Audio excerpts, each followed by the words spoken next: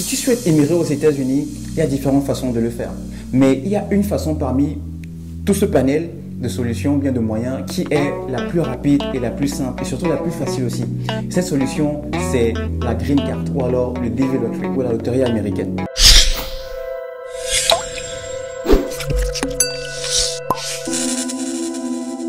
Alors, si tu ne sais pas ce que c'est, la loterie américaine, c'est un process que les États-Unis ont organisé et qui se fait depuis des années et des années, qui est un système de loterie en fait.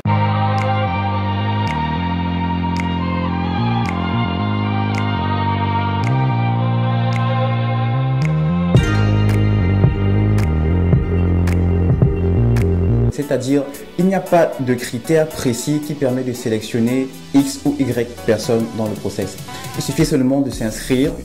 Et une fois que tu t'es inscrit, si tu es sélectionné, eh bien, il y a un certain process que tu dois suivre en donnant certains types d'informations sur ton éducation, sur ta vie, si tu es marié, si tu as des enfants, si tu travailles, etc., etc.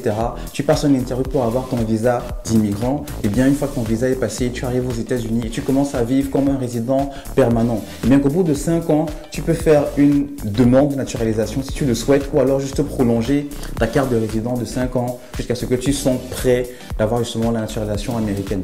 Donc c'est la façon la plus rapide et la plus simple tout simplement parce que entre le moment où tu es sélectionné, c'est-à-dire entre le moment où tu reçois la lettre comme quoi tu étais sélectionné dans la loterie et le moment où tu vas avoir ton visa, on parle de quelques mois.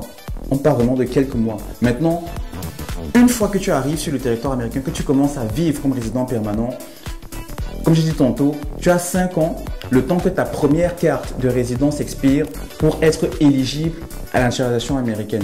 Et donc, passer par la Green Card, avoir la Green Card te garantit en quelque sorte la naturalisation américaine.